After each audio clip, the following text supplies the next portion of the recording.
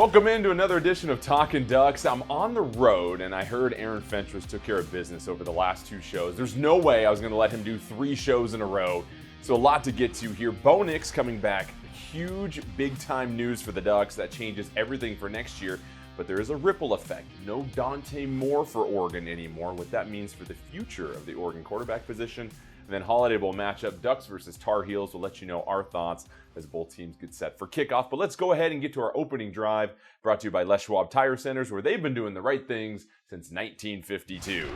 There's nothing like a Saturday in Autzen Stadium in front of the best fans in college football. Are you kidding me? Bo Nix, touchdown Oregon! There's nothing like playing for my coaches Bo Nix to the end zone, touchdown! Majestic! and going to battle with my teammates. Next gonna score! There's nothing like being an Oregon Duck. For 2023, I'm back.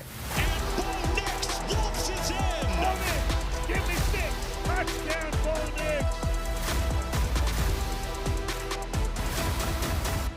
All right, let's go ahead and welcome in Aaron Fentress from the Oregonian, Joey Harrington, and Anthony Newman. And Joey, let's start with you. How big is this news that Bo Nix is coming back for Oregon? The fact that he will return, run the show at quarterback, no questions whatsoever about that position. Somebody people thought was going to get drafted, now returning for another year at Oregon. What does this mean? Well, first of all, let's just go ahead and establish that Bo's not the only person who decided to come back.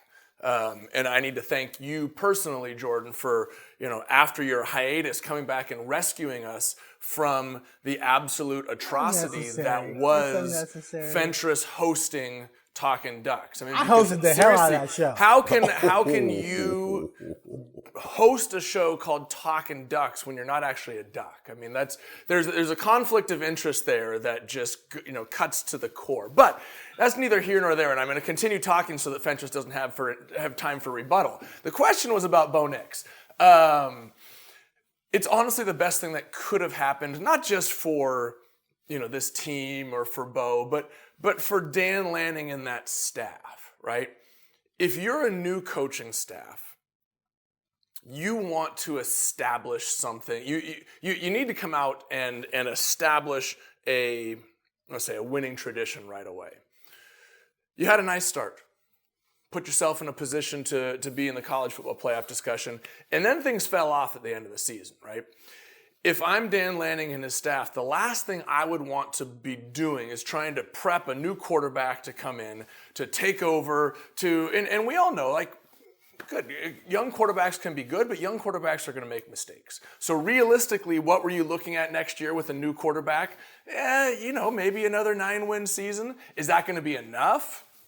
Yeah, sure, you're not going to get fired. But what you want to establish as a new coaching staff is this is us. This is who we're going to be. And to have Bo come back, a legitimate Heisman candidate from the start of the season, a guy you can build around, a guy who is a leader in the locker room, who is phenomenal on the field, who's incredible in the community. That is the rock that every young coach dreams of having. So yeah, it's great for the team. It's great for Bo. It's also great for Dan Lanning and his staff because they have somebody they can build around for next year. Yeah, I agree with everything Joey said. This was huge for them, given all the players that went to the transfer portal and the fact that Butterfield left. You still have Ty for now. We'll see. We're going to talk later about the recruit they lost at quarterback. So if Bo had left, they'd be looking for a starter for next season, which I kind of believe in this day and age isn't that big a deal, given the transfer portal. And we'll talk more about that later. But the fact that you're going to have a steady rock at that position who is going to be an all-conference caliber guy, maybe a Heisman candidate guy next season, just takes a lot of pressure off of the staff, especially with the new coordinator coming in. But, of course, I don't think any of us were surprised by this. Once he declared he was going to play in the bowl game, I just would have been baffled at the idea of him playing in the bowl game and then going pro, especially coming off of an injury. That would have made no sense whatsoever professionally. So good for him, good for Oregon. And this is definitely a huge development for them because, man, they need some kind of stability going to next season given all the upheaval right now. Well, yeah, I agree. I think, when you talk about the Oregon's offense, they're going to be dangerous. I mean, you still have most of the receivers coming back. You have the whole backfield coming back. You have most of the offensive line coming back. And then you have the quarterback who makes the difference, who can change the game at any time. And for a defensive guy, he can create a lot of problems during the game trying to deal with a guy like Bo Nix. So this is great. I mean, look at the Pac-12. They got a lot of top quarterbacks coming back with USC and Washington. And so this will be fun to watch. So Joey and Aaron, what I'm wondering is, do we like this move personally for Bo Nix and his draft stock? I mean, obviously you're going to be 1 year older when you get to the NFL, but you also have another chance to polish things up in college. But thoughts on the draft stock, what it impacts for Bo Nix? Well, I'm kind of torn on this. Like, he was really good this past year, right? How much better could he be? I mean, I guess there's little things he can work on, but I kind of think he is what he is. And I do believe his draft grade wasn't beyond 4th round, probably 4th, 5th, somewhere in there. I talked to one scout who said he thought his evaluation would be solid, but definitely not a first day or second day pick. Maybe potentially late 3rd. Who knows? Depending on the needs a team has and if someone falls in love with him. But to me, the money from 3rd round and on is just like too good. Why would you come back unless Oregon's going to give you $1.5 million next year, or not Oregon, but the NIL process will give you that kind of money to incentivize you to stay. So if he's a 4th, 5th, or 6th round guy now, can he bump that up next year by repeating the exact same season he just had, which was pretty stellar?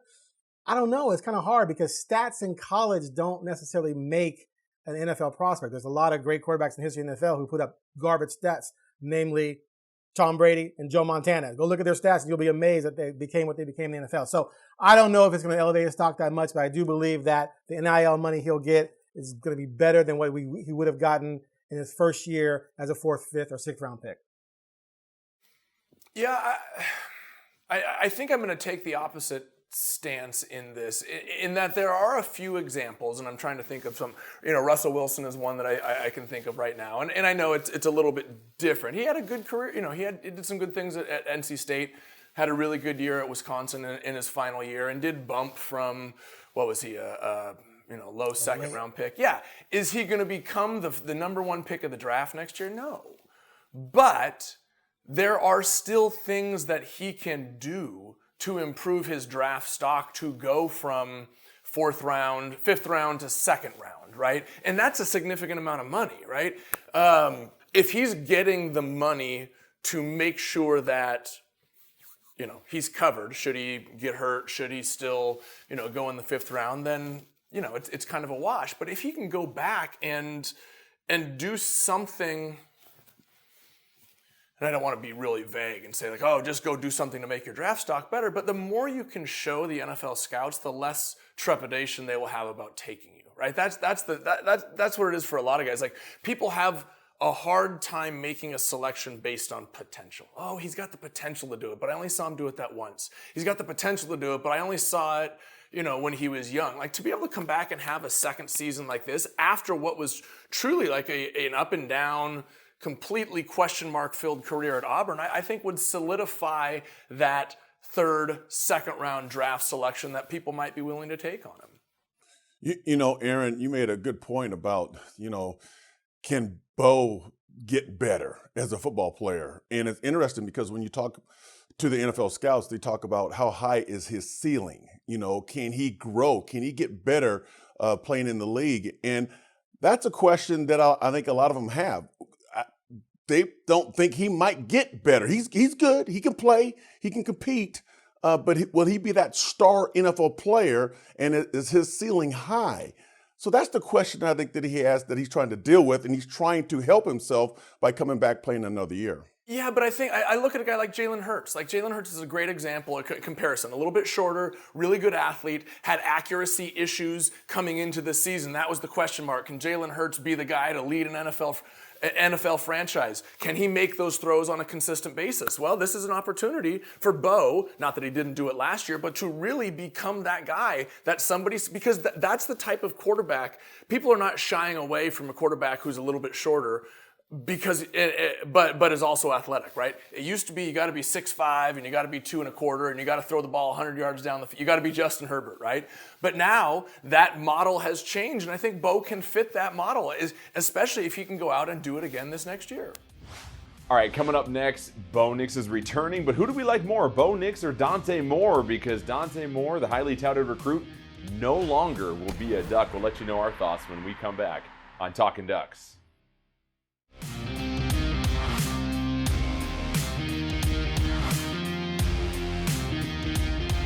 You're watching Talkin Ducks, built by Par Lumber. All right, welcome back to Talkin Ducks. The huge news outside of Bo Nix was, of course, five-star quarterback commit Dante Moore, just 2 days before the early signing day period began, flips his commitment from Oregon to UCLA and Chip Kelly. So I guess the question now means, Aaron, how big is this for Oregon that you lose out on arguably one of the biggest quarterback signings you were going to have in recent memory? It's really tough to say because we don't know how good he is yet at the college level. So I made a point a week or so ago on Twitter telling Duck fans, look, how many 4-star, 5-star kids have you slobbered all over when they signed with Oregon or committed to Oregon and have worked out at quarterback? Let's run through the list. Going back to 2013, Morgan Mihalik, Travis Johnson, Braxton Burmeister. Duck fans went not ballistic, but they freaked out when Taggart flipped him from Arizona. Okay, how'd that work out? Shuck, who actually was solid. I think Mario screwed over Shuck. He's at Texas Tech now. Butterfield, who just transferred. Robbie Ashford, who went to Auburn, and he didn't have that great of a year starting for Auburn. I think he's under 50% completions, touchdown interception ratio 1-to-1. And then you got Ty Thompson, who's still a mystery. Those are all the guys that Duck fans just went nuts over when they committed to Oregon and thought each one of them was going to be the next Mariota or the next Herbert, and they didn't pan out at all. Your quarterbacks the last few years have been transfers. And now with the transfer portal the way it is, to me, if Moore is the next Mariota, that's going to hurt. There's no doubt about that. But how do we know he's going to be that when, one, you have Nix in play already. He's going to be back next season. And then after he's gone, if Ty Thompson can't deliver, you just go back into the transfer portal. Because quarterbacks don't have to sit out a year. They can just come right to you just like Nix did and start without having graduated. That changes everything. And Oregon will always be an attractive place for a quarterback out there that either A, is backing up someone else, because if the quarterback doubled and tripled up on 4-star kids, someone's got to go. You can go steal one of those guys that maybe you didn't get the first time around. Or you can get someone who's actually playing like Nix, so you can evaluate him and see how he fits with you. Or someone else who might be at a lower level, a group of 5, or even FCS, that slipped through the cracks in recruiting. Remember how Mike Leach, may he rest in peace, would get all these quarterbacks up at Washington State that we'd never heard of. They'd throw for 4,000 yards and 35 touchdowns. You can go get one of those guys from another program where that kid's going to be like, I can go to Oregon with all that swag and all that prestige, or I can stay at this smaller school. Well, they're going to come to Oregon, and you can get them and throw money at them. So to me, it sucks for Oregon because it's a feather in your cap when you can get a kid like this. But you don't have to look very far to see that sometimes these guys don't work out. Ty is struggling. Heward up in Washington, he was a 5-star kid. He wasn't ready for this year, so they went out and they got Penix. So there's 2 examples of 2 schools that recruited 5-star kids that couldn't get it right as freshmen or sophomores. So those schools went out and got Bo Nix and Penix. To me, that right there should make you go, Dante Moore, good luck with Chip. Hope you have fun. Maybe you'll be a star, maybe you won't. I don't know. But I believe Oregon can go out and replace Nix with a transfer quarterback next season. Jordan, come to me next. Come to me next, Jordan. Hey, that's my line. Hey, okay, come to me. Okay, all right, thanks. Yeah, who knows? I don't want to say who cares because that's not truly how I feel. Like, I do care. But what Aaron so eloquently laid out is that would it be nice in theory, should this guy pan out in a year or two, to have him on roster? Sure, absolutely. But one, how many examples did he just give of the absolute crapshoot that it is in college, recruiting high school quarterbacks? And 2, there are literally no rules in transferring anymore. So it's not like if you miss somebody, so if you're looking at your board right now, right? And it was Ty Thompson and Butterfield's out, and Thompson, you're not high on Thompson anymore, even though he's a 5-star. And now you're looking to backfill that next spot, thinking that, well, if you don't get somebody now, then, then you're going to have this gap in your recruiting. That's not college football anymore. I mean, that's the idea of going crazy over recruits does not, to a certain extent, I mean, obviously you have to have good players on your roster, but doesn't fit with the model of college football that exists right now, because you literally have free agency every year. If I don't have somebody in this position, I go to the transfer portal, I go poach somebody else from another school and say, come play for us. And Aaron's right. Oregon's going to be an attractive place. Oregon is going to be a place where people want to come. So would it be nice to have Dante? Sure. Is he going to be the second coming? I don't know. Does it inhibit us from doing what we want to do, a year or two from now? No, it doesn't. So, I hope he has fun in the Big Ten. Okay, Joey, I'll be blunt. I don't give a damn. Okay, I'm telling you that right now. And here's the reason why. Okay, if you don't want to go to Oregon and play for Oregon, then bye. Don't go.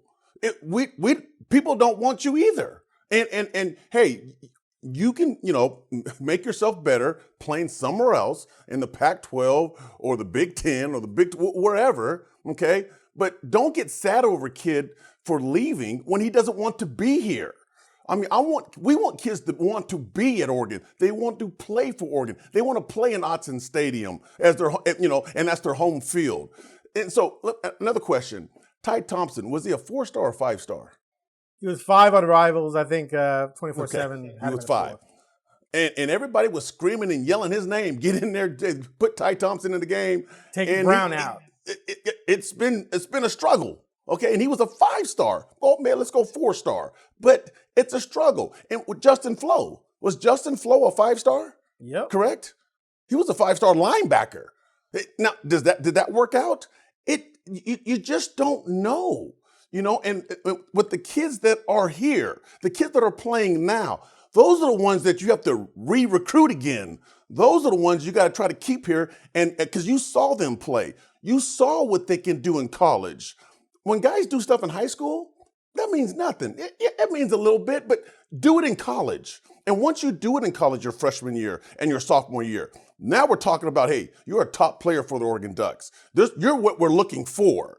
But high school kids right now, and everybody's bragging and looking at them, all of a sudden now they don't sign, and now the whole world's going to blow up because they moved on to another school. There's more fish in the sea. Look for another fish. Look for a bigger fish. So a couple of things to add here. One, if he's Caleb Williams 2.0, then yeah, you're gonna look at that and go, wow, that sucks, right? But I know we're on the same page. But there's like literally a 5% chance of that happening if you really pay attention to these recruits and what they end up doing after all this hype, right? There's a kid from Clemson, DJ something, I can't pronounce his last name, who was a 5-star, 99 point whatever. From St. John Bosco, yes. Yeah, who's transferring from Clemson. And he, like right now, 24/7 saying he's going to Hawaii or whatever. So there's another example of someone who didn't work out. But then you got your Johnny Manziel, but Manziel actually redshirted. So there's a lot of things up in the air. But what I wonder about is, one, how much did the Big Ten play in this? There were some reports out there that maybe the fact that UCLA is going to the Big Ten made UCLA more attractive in that regard. And then two, people are wondering, well, he didn't want to back up Bo Nix. If the true freshman quarterback says they don't want to back up someone like Bo Nix, I just wonder about the ego in that situation because I'm like, whoa, you think you're going to come right in here and be that good right away? And UCLA wouldn't got a transfer as well. So Chip has a veteran guy who went to UCLA. I don't think necessarily to be the backup. So there's going to be competition there either way. And I don't really believe that's why Dante made this decision. I think we all know why Dante made the decision. And so my question is, where's Phil Knight? I'm not trying to spend Phil Knight's money, but I just assumed when the NILs came on board that Phil Knight was going to be just throwing out cash all over the place. Like no one was going to outbid the Oregon NIL contingent. Like I just don't even understand what's happening. I mean, shouldn't it be like, I'll give you 1% stock in Nike or something like that to come play? I mean, can't you just make the entire starting 22 millionaires and just buy literally buy a national championship?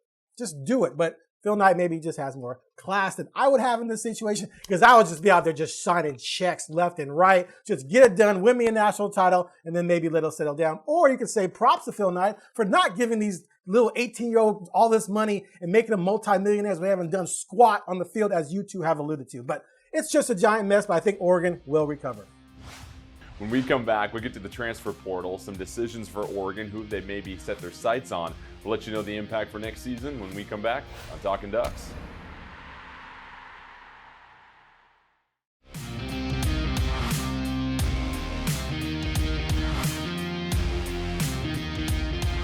You're watching Talkin Ducks, built by Par Lumber. At the end of the day, you want to be in position when you get down to the end. And I think every one of us has had our phones plugged in pretty much nonstop for the last 48.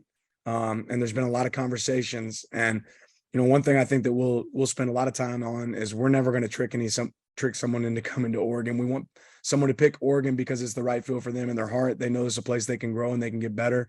And same for us. I think when there's a sales pitch that doesn't fit, what you realize is you're going to lose people in your program. And one thing that I'm proud of right now is if you look at our freshmen, we don't have a single freshman in the transfer portal right now. What's that mean? It means what we said last year is reality, right? And the people we're able to bring on board, we're excited about the direction we're headed. And that's the same thing we're looking for as we add pieces moving forward. All right, well, there you have it, Dan Lanning. And when the recruiting news cycle is this big, you stop the presses, you stop the edit and the recording of what we're doing, and we set up a new segment here. So Jordan Kent here with Aaron Fentress. I know Joey and Anthony really don't care much about recruiting here, Aaron, but this is some big news because you always bang the drum. All the national champions, other than Oregon playing in the game about 5, 6, 7 years ago, have had top 10, top 5 recruiting classes. And so Oregon moves up to number 8. And what's funny is after Dan Lanning addressed the media here, 2 monster signings for the Ducks.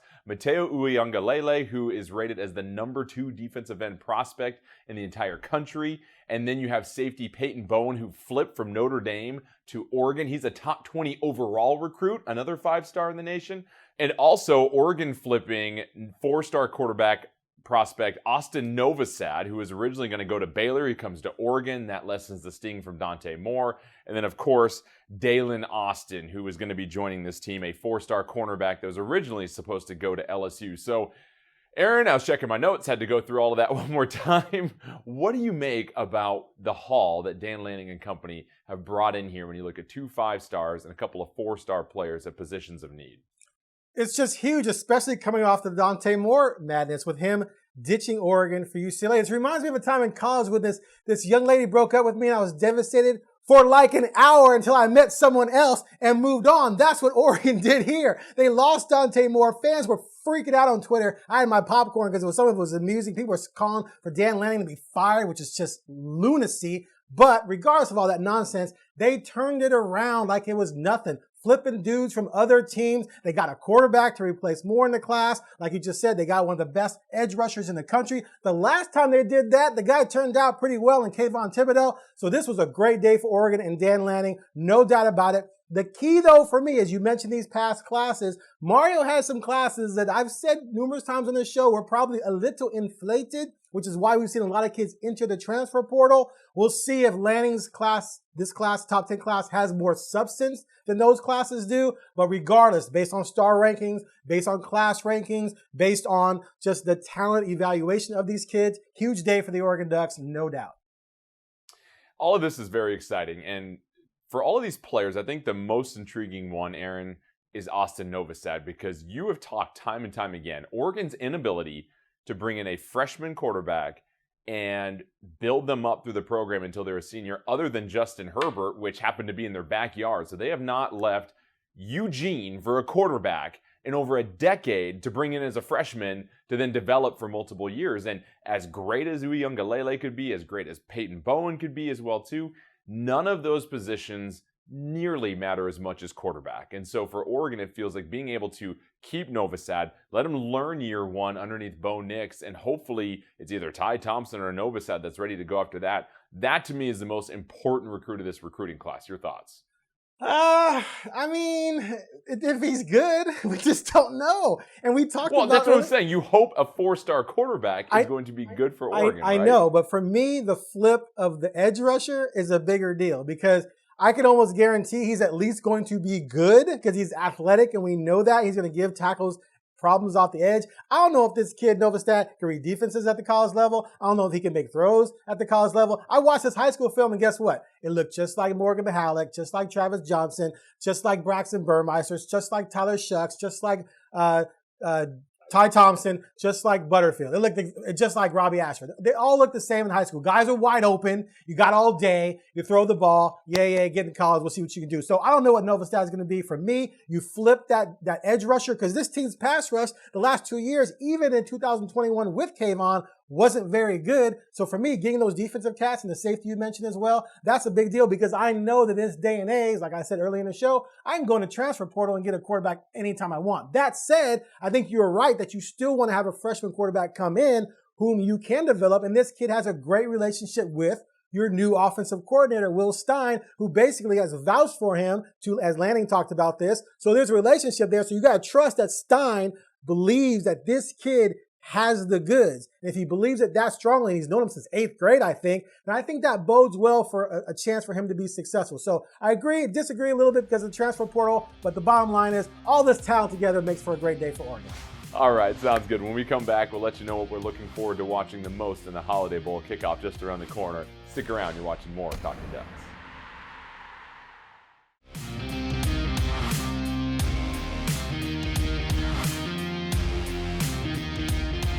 You're watching Talkin Ducks, built by Par Lumber. All right, welcome back. Time now for What's Cooking, brought to you by Sam's Northwest Barbecue, located in Sherwood, just southwest of Portland. Sam's Northwest Barbecue, the Pacific Northwest's largest brick and mortar store, your home for Yoder, smoker products, and so much more.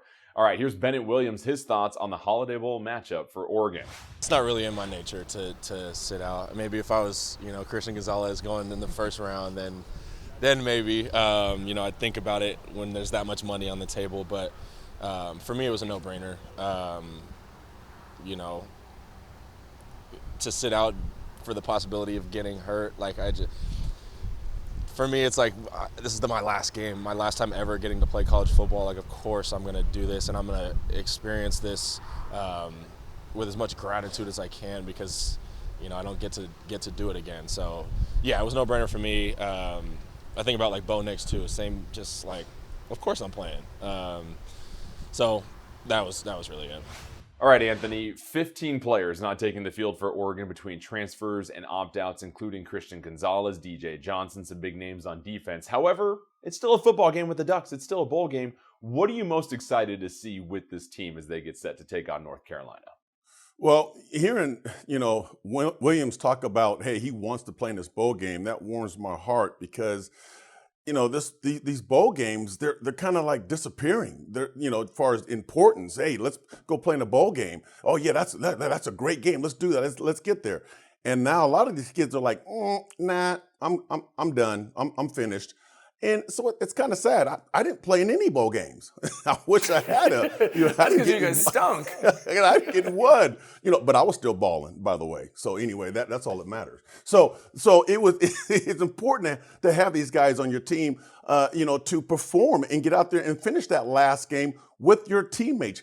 Finish the season. These guys don't want to finish the season. Now, I do understand, DJ Johnson, he's trying to go to the NFL. He doesn't want to get hurt. I understand that process and what he's thinking about. But still, it's nice to hear guys like Williams talk about, this game is important for me. It's important for Bo Nix. It's important for all these guys who are still playing in this game to win this last football game and get a 10-win season. It makes you happy as a Duck fan. For me, I think you want to go through the roster and see who's gone and see who stayed, and then maybe remind yourself of what type of recruit they were, and then maybe you'll see a lot of them in their game. And it's your first chance to really see some young players play, and then maybe change your mind about certain positions or who's going to come back next year and what kind of impact they could have. Similarly to what happened last year in the bowl game when Brown couldn't really make use of a lot of the younger receivers, and then we saw all the receivers blossom in the second half of that game. They're beating people downfield, and Brown's hitting them. And everyone's like, where was this all season? Well, we saw a lot of that transfer over, at least with Franklin, to this season. So that's an example of seeing people sort of blossom in a game like that, and then they come back the next season and do well. So it's almost like if you're a fan, this is like a chance for you to scout. It's a bigger event than the spring game, which people use the spring game to do that, to go see some of the young talent. Now you're going to get to see a lot of guys who were definitely under the radar this season. Yeah, similarly, Aaron, I want to see who wants to be there. That's what it is for me. We've already established who doesn't want to be, the 15 guys that don't want to be there, that don't want to be in Oregon. We've established the 2 guys that don't want to be in the game. I want to know who wants to be there, who wants to play, who wants to be a part of what this program is about. And those are the kind of guys, if I was a coach, those are the kind of guys that I build a program around, right? Those are those locker room guys. Those are the guys when things, when the ship starts sailing this way, they're the ones that pull everybody back in and say, no, look, this is what it's about. This is why we do it. This is how we do it. We do things the right way. That's why a guy like Bennett Williams is so important to that locker room, to that team, because he is one of those guys. will it be nice to see young talent get in there and play? Sure, absolutely. But I want to see which guys who are going to be here next year, which guys who played a role this year and are going to be here next year. I want to see effort. I want to see some fight. I want to see it matter to them, because this isn't just a throwaway game. This is because I know that I fell victim to being disappointed in playing in the Holiday Bowl, right? We were a game away from going to the Rose Bowl. We lost. There was absolutely a part of me that didn't want to be in the Holiday Bowl. This is a team that was on the border of the college football playoff, and not only did they lose, but they lost a couple games in a row, and in ways that you wouldn't wish upon anybody else. So I want to see who wants to be there, and that's going to tell me a lot going into next season. All right, when we come back, we'll revisit one of the most famous plays in Oregon history, the 2000 Holiday Bowl. We'll let you know what this win would mean if Oregon can get to 10 on the season.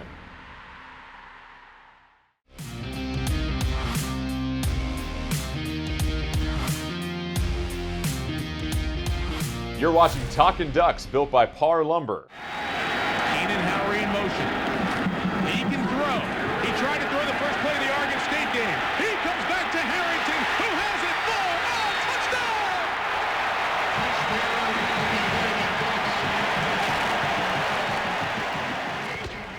All right, we are stumbling our way to our legendary moment, brought to you by Abby's Legendary Pizza. And Joey, looking back at this play, I got to ask you, was this your most memorable, remarkable play as an Oregon Duck? And then what would a win mean for Bo Nix with him coming back and Oregon getting a chance to get to 10 wins this season? How do you put that into perspective with what's on the table for Oregon? Okay, first of all anybody talks about is the unathletic stumble that happened for about 7.5 to 11 yards, which I will 100% I own that. But what nobody talks about is the fingertip grab. I mean, that thing was like, I'm just chugging along, the little engine that could, and then this ball drops out of the lights there at Jack Murphy. It was Qualcomm, and then go back and frame that thing. That's fingertip Aaron Fentress at Portland State type grab. So that's all I'm going to say. Yes, was the stumble ugly? Absolutely. But that catch, anyway, what does this mean? Didn't Keenan make that throw? Yeah, he did. Yeah, people never talk about that. That was a dime. That was a wide receiver rolling right, throwing back to a slow receiver. He threw it too high. You got to know that as a quarterback. He had to give you air to get under it because you're slow. It was a genius pass by him. Come on, we need to talk more about that. Yeah, okay. What was the question? Oh, yeah. Does Lanning need to win 10 games? I mean, yeah, it'd be nice. I don't necessarily think it's about a number. I mean, for me, God, people are talking about a 10-win season. Well, God, football teams are playing like 13, 14 games now. Of course you better win 10 games. I mean, if you don't go 10-4, that would be like a 7-4 season when Newman was playing. But I don't think it's so much about getting to that number 10 as much as it is like riding the ship that went so far off track at the end of the Oregon State game, right? We talked about it. That was potentially the worst loss in the history of the program. This is getting this ship back on track, doing it very publicly, doing it against a potential first-round pick in next year's, 2 years from now, NFL draft. So yeah, I mean there's absolutely something to play for, but I don't know that 10-win moniker means as much as it used to. That's just me. First of all, you said back when Newman played like he was playing with Fred Flintstone and Barney Rubble. That was messed up. But that's okay. No one said that. No one said that. That's how the way he said it, that's what I thought of. Anyway, I think 10 wins is important. Oregon's only done it, is it 12 times in history or something like that? I don't know. I think it should matter. It drives me nuts that these things don't matter anymore. It's just this weird world we live in now where winning bowl games doesn't matter. And it's just, okay, then don't play them. But they do play them. And yes, I know that things change because of, like we talked about, the transfer portal and this and that and blah, blah, blah.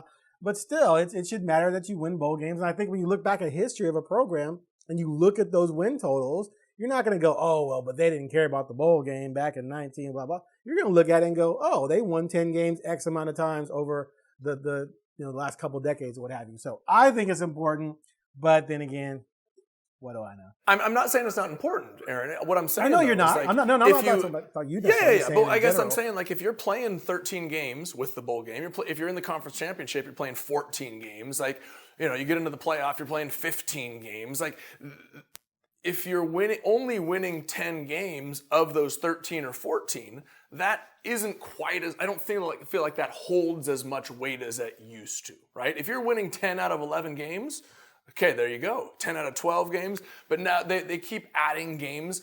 The bowl game is absolutely important, but I just don't know that 10 win means as much. Okay. Level means as much as it used to. Well, first of all, I got a couple of things. First of all, okay, yeah, I think we won 7 games. That's the most I've ever won. Okay, but here's the deal. And you played 11. But here's the deal, Aaron. Okay, you better know where number 8's lined up, the OG number 8, because I'm knocking your teeth out. See, back then we can use the helmet to hit into your jaw area. This just took a severe turn here. I was knocking your helmet off. I was looking for you. I don't know where this came from. So even though we only said you played in the olden times, even though we only won 7 games, I was getting mine, and I'll be coming after you. The second thing is this. Okay, Joey, did you pull your hamstring? It looked like you were about to pull your hamstrings the way you were running, trying to catch that football. And did the football find you, or did you catch the football? I think the football found you. It found your fingertips. I don't know if you made a great catch. I think someone made a great throw. Okay, and lastly, okay, yes, you got to finish. You got to get 10 wins. You got to finish the season. Coaches tell us all the time, finish the season, get 10 wins. First of all, I was not going fast enough to pull a hamstring. That's by the laws of physics. Like, you have to be moving a certain speed in order to pull a hamstring. I never in my career have hit that speed.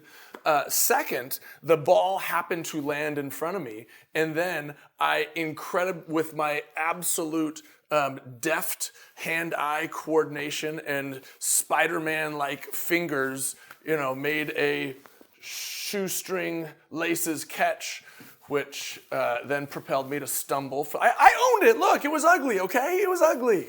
I'm trying to find something good about it. Let's go. All right, when we come back on Talkin Ducks, we'll take a look at the first 2 entrants into bowl season from the Pac-12, Washington State, Oregon State. What do their games mean for the conference moving forward? We'll break it down when we come back.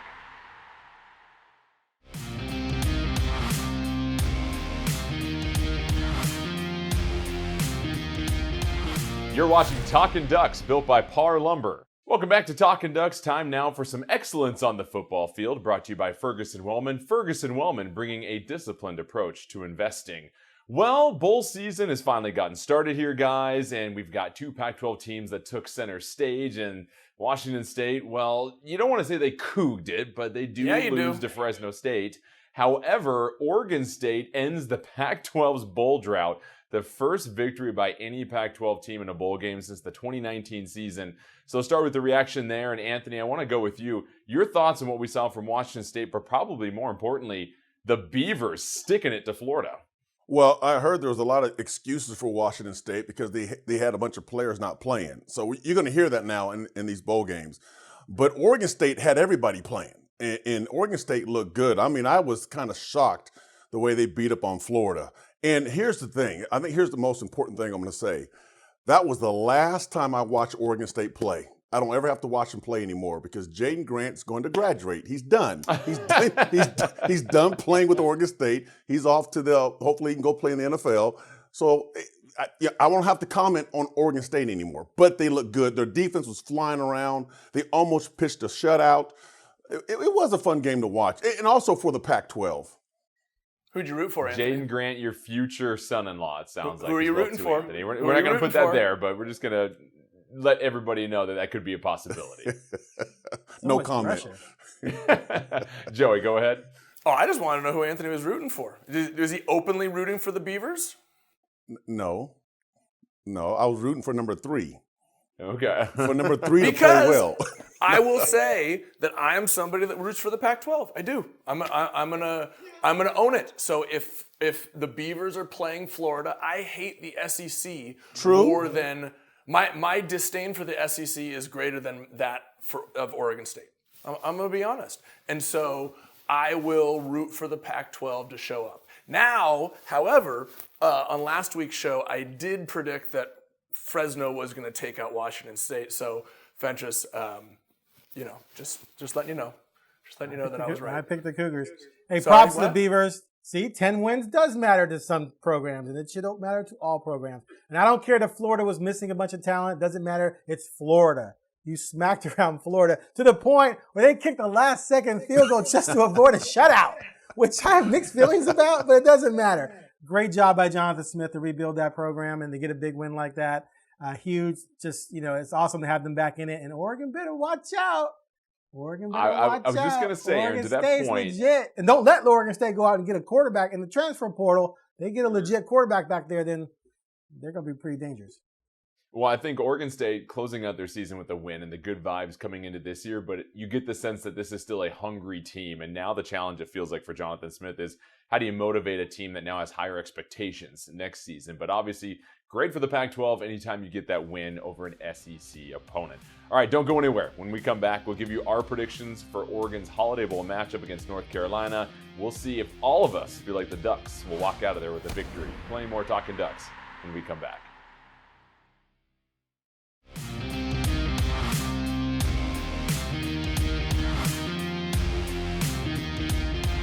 You're watching Talkin Ducks, built by Par Lumber. All right, time now for our rock solid pick, brought to you by Milan Stoneworks, bringing you the finest stoneworks in the entire Northwest. All right, Oregon's favored by 14.5 over North Carolina in the Holiday Bowl. And as far as trying to pick this game, guys, I want to go with Oregon. I feel like Oregon convincingly, only because I really hope it's been conveyed to this team and to the staff just how important this win is. Not because there's anything that's going to be some seismic shift in the overall perspective of the program, but this is a team that hasn't really closed out the last couple of seasons on a high note. And the last thing you want to do is go into next season with a loss, with question marks, when so much of the Pac-12 is getting stronger all around you, right? Washington, Oregon State, USC, Washington State playing better. So I think for Oregon, you need to get an emphatic victory in this bowl game to really just put a nice seal on this season and go into next year with momentum, because guys, you've been there before, Joey and Anthony, when you're hitting those winter workouts, and the last time you hit the field was a bad loss or an embarrassing game. I know that group of guys after the Vegas Bowl when they got smashed. That stung, that changed things with people. So for Oregon, I'm going to go 38-24 in this one, just barely under the spread. Joey ended his last two seasons with two of the biggest victories in the program's history. So I don't know what you're talking about right there. Fentress, I'm jumping in here, and I'm going to take the heat off of you. Jordan, no, Anthony doesn't know what that feels like to go in after a bowl win or a bowl loss because he never played in a bowl game. Damn, see, now, but Joey, now he's going to come after me. Okay. Now take it to Fentress. Yeah, somehow spin this and attack Fentress. Wow, Well, okay. yeah, you're right, Joey. But anyway, I'm not gonna come after you, Aaron. I I don't know what it feels like. No, I do know what it feels like to try to knock somebody's head off. And if Aaron was playing, get Fentress again. If he was lined up, I know what that feels like. It feels good to hit somebody good like that. So, but in this game, you talk about both teams. They've lost a lot of players. The guys are transferring. They're not going to play. But when you look at Oregon's offense, they got a lot of guys back, and they got the number one guy back, Bo Nix. And I think that's going to create a lot of problems for North Carolina's defense because they lost all their corners to the transfer portal. So it's going to be a high-scoring game, but I think Oregon is going to put it to them. Give us a prediction. I agree. I think May is going to put up points for North Carolina. We know that Oregon's defense was suspect before the guys they lost. And so I think North Carolina will score some points, but I do think Bo's presence, Bo being back to dual threat Bo, reportedly is definitely closer to 100% than he was for the Oregon State game. I think he's going to inspire his players to play well and go out there and get a victory. And I think it's going to be like 41-30. Okay. Joey, thoughts on this one? We'll let you wrap it up. Final prediction of the season. I'm gonna channel not quite the straight Sabrina Ionescu like Ducks by a million, but I am gonna go Oregon 81, North Carolina 46. Okay. 81. Is there a reason for an 81? He's just being Joey. No. How about 86? How about the year that Anthony started at Oregon? Good. Sounds good. Either way, Oregon will get set to close out their season in the Holiday Bowl against North Carolina, the first year underneath Dan Lanning. The team obviously hoping for a victory.